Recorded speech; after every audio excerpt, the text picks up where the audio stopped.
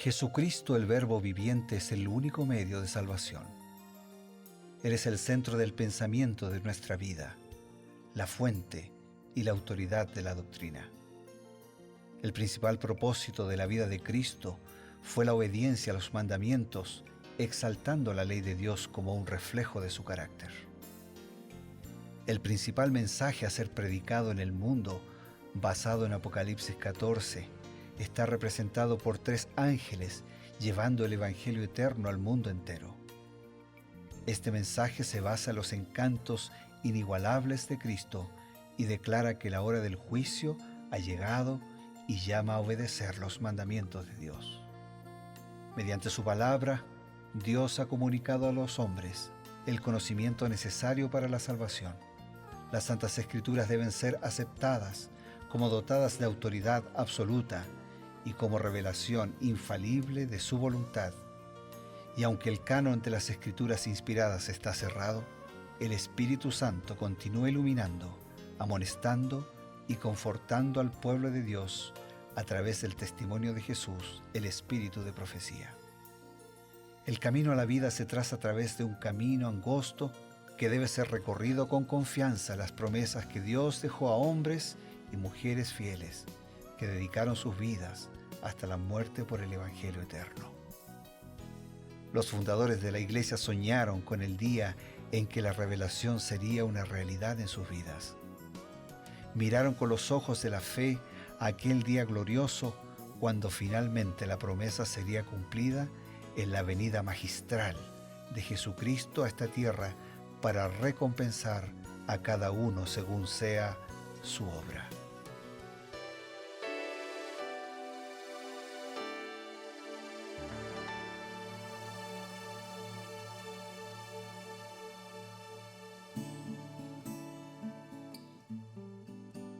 Es con profunda alegría y gratitud que comenzamos nuevamente la emisión del programa Creed en sus profetas, juntamente con Revivados por su Palabra, que es un programa similar dedicado a lo mismo, a la búsqueda de las respuestas de lo que Dios tiene para nosotros a través del estudio de su palabra.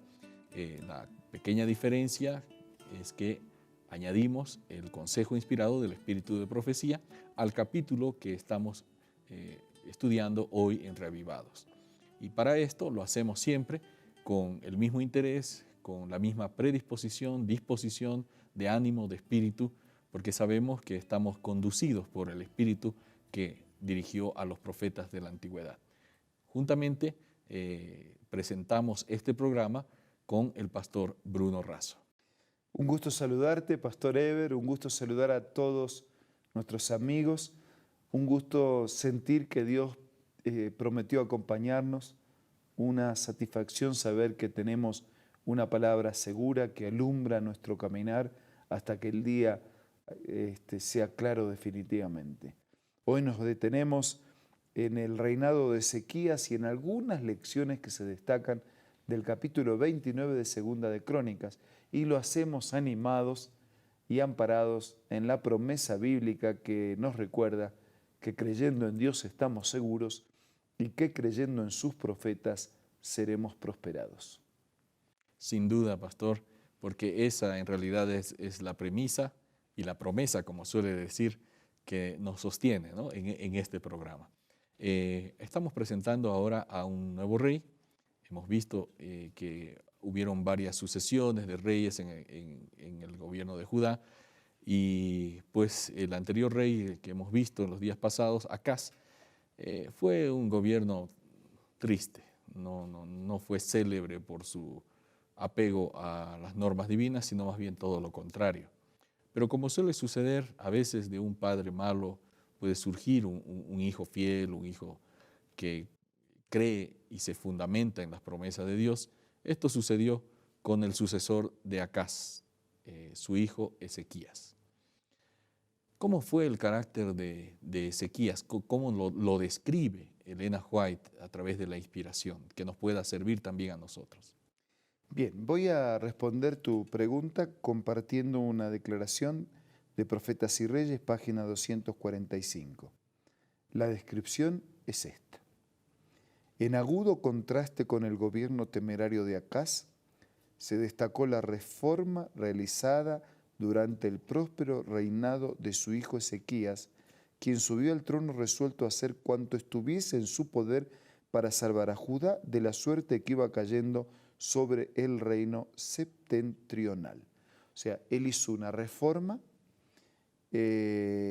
por eso llegó a ser un reinado próspero, subió al trono resuelto a hacer cuanto estuviese a su alcance para salvar a Judá. Qué importante. Y cuando alguien está dispuesto a hacer todo lo que está a su alcance, Dios hace todo. Claro. Todo lo que falta. Exactamente. Y no solo todo lo que falta, sino nos ayuda a cumplir eso que nos propusimos hacer. La declaración continúa y dice, los mensajes de los profetas no alentaban las medidas a medias. Únicamente por medio de una reforma decidida podían evitarse los castigos con que el pueblo estaba amenazado. En estas crisis, Ezequías demostró ser el hombre oportuno. Apenas hubo ascendido al trono, empezó a hacer planes y a ejecutarlos. Ahora pues yo he determinado hacer alianza con Jehová, el Dios de Israel, para que aparte de nosotros la ira de su furor. He determinado hacer alianza con Jehová, el Dios de Israel. Interesante, ¿no? Que la alianza con Dios no tendría que haberse cortado. Claro. Resulta que hicieron alianzas con otros, ¿no? Claro. Pero ahora, Naciones vecinas, con ídolos, los dioses de esas naciones. y ahora vuelven, ¿no? O sea, vuelve a ser la alianza que nunca tendría que haberse cortado. Pastor, dice que él lo mencionó, que estuvo resuelto a hacer todo cuanto estuviese en su poder para salvar a Judá de la suerte. Estas medidas, interesante, no se alentaba las medidas a medias. A veces queremos hacer reformas a medias, ¿no? ¿Qué dirá Dios de estas reformas a medias que queremos hacer? Pasa que la reforma media no es reforma, el amor a medias no es amor, el casi voy es no voy, Claro. el casi me decido no me decido. O sea, no existe el casi, no existe el a medias, no existe el más o menos. O estoy o no estoy. Jesús fue bien más claro así y bien gráfico como suele ser toda la enseñanza de Jesús. Dijo, el que conmigo no recoge, conmigo desparrama. Claro. O juntamos o desparramamos. Decía, no, estoy más o menos juntando, más o menos desparramando. No hay medias Se tintas. junta un poco y desparramo ese poco. O sea, estoy no, o junto o desparramo. No hay reformas a medias. La reforma es total. Y el centro de la reforma, ¿sabes cuál es? Es poner a Dios en el centro de todo. Justamente. Ahora, se me ocurre que a veces nosotros decimos, bueno, hubo una reforma, una gran reforma en la vida religiosa de Judá, pero me gustaría saber si Elena White nos grafica así cuáles fueron esas medidas que tomó Ezequías para producir la reforma necesaria en la vida religiosa de Judá. Elena de White lo dice de esta manera. Era un tiempo en el cual había que obrar prestamente. Los sacerdotes comenzaron enseguida. Solicitaron la cooperación de otros miembros de sus filas que no habían estado presentes durante esta conferencia e iniciaron de todo corazón la obra de limpiar y santificar el templo. Debido a los años de profanación y negligencia, esto fue acompañado de muchas dificultades, pero los sacerdotes y los levitas trabajaron incansablemente y en un tiempo notablemente corto pudieron comunicar que su tarea había terminado. Las puertas del templo habían sido reparadas, estaban abiertas, los vasos sagrados habían sido reunidos y puestos en sus lugares y todo estaba listo para restablecer los servicios del santuario. Interesante recordar que en un momento habían cerrado y trancado las puertas. Sí. Concebible que cerremos el templo que Dios nos pidió que abramos para la comunidad. El ¿no? símbolo de su presencia. El símbolo de su presencia. Entonces, en su lugar habían sido profanados, ¿no? Los muebles que representaban la santidad de Dios habían sido reemplazados. Así que hubo que limpiar, hubo que ordenar, hubo que purificar, hubo que restaurar y hubo que reabrir. Pero hasta suena así como reabrir un templo, reabrir una iglesia, reabrir un proyecto de vida, pero si Dios nunca lo cerró. pero fueron los hombres. Pero el ser humano cerró lo que Dios no quiso cerrar. Qué cosa. Interesante que limpiar y purificar, santificar el templo, años de profanación, de negligencia, nos dice que había realmente un estado muy, muy lamentable en la vida espiritual de Judá poco antes de Ezequías, ¿no? Y estas reformas ayudaron. Pastor, ¿cómo nosotros debemos proceder también a recuperar, digamos, si nuestra vida espiritual está en un estado ruinoso? Tenemos que hacer exactamente lo mismo. Todo eso que hemos incorporado, que no tiene nada que ver con Dios, tiene que ser desalojado. Correcto. Y todo aquello que hemos abandonado, que tiene que ver con Dios, con su palabra, con su persona, con su presencia en nuestra vida, tiene que ser reincorporado. Por ejemplo, si dejamos de orar, tenemos que volver a orar. Si dejamos de buscar a Dios en primer lugar, en las primeras horas de cada día, tenemos que volver a buscarlo a Dios en las primeras horas de cada día. Si dejamos de asistir a la iglesia, tenemos que volver a asistir a la iglesia para alabar, para adorar, para testificar y para servir. Todo aquello que significó nuestro alejamiento de Dios, tenemos que recuperarlo. O sea, Dios tiene que estar en el centro de mi vida, el sábado, el domingo, el lunes, el martes, a la mañana, a la tarde, en el trabajo, en la escuela. Otra vez Dios presente, Dios soberano, Dios gobernando, Dios dirigiendo. Gracias, pastor. Amigos, estamos escuchando estos sabios consejos y bueno, vamos a recibir también algunas sugerencias que tienen que ver con nuestra literatura importante que podemos utilizar para volver a Dios o reencaminar nuestra vida espiritual. Ya retornamos. Hola, ¿qué tal? ¿Me acompañas a leer otra cita de los escritos de Elena White?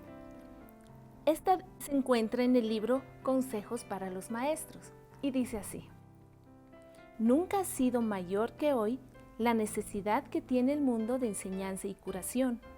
Está lleno de necesitados que requieren nuestra atención: los débiles, los impotentes, los ignorantes, los degradados. La continua transgresión del hombre durante casi 6.000 años ha producido enfermedad, dolor y muerte. Multitudes están pereciendo por falta de conocimiento. Mira, estos libros y otros pueden ser parte de tu biblioteca personal y te invito a que los puedas adquirir buscando Elena G. de White del App Store o del Play Store. Queremos ofrecerles una nueva invitación en estos instantes que nos quedan. Estoy pensando en la declaración del Antiguo Testamento, cuando en el libro de Job se dice así, breve pero contundentemente: vuelve ahora en amistad con Dios y te irá bien. Si usted está enojado, disgustado, si usted nunca fue amigo de Dios, si usted fue amigo pero por esas cosas de la vida, la fe como que se enfrió, vuelve ahora en amistad con Él. Ahora quiero orar para decirle a Dios que estamos listos para volver en amistad con Él. Señor, aquí estoy con el pastor Eber, con nuestros amigos que están en las cámaras, con el centro de control del estudio. Estoy con todos nuestros amigos y hermanos que siguen este momento desde su casa, desde su auto. Estamos juntos para decirte que queremos volver definitivamente en amistad contigo. Queremos caminar de tu mano, queremos hacer tu voluntad, queremos reconstruir el edificio sobre el fundamento sólido de Jesús y su palabra. Queremos ser vencedores, queremos prepararnos para tu reino. Abraza fuertemente nuestro anhelo y transfórmalo en una decisión permanente. Lo pedimos, lo agradecemos en el nombre de Jesús. Amén. Amén. Agradecidos también a Dios por estos momentos inspiradores y queremos decirles que siempre deseamos volver a encontrarnos con ustedes, queridos amigos, a través de Nuevo Tiempo en su programa Creed en sus Profetas.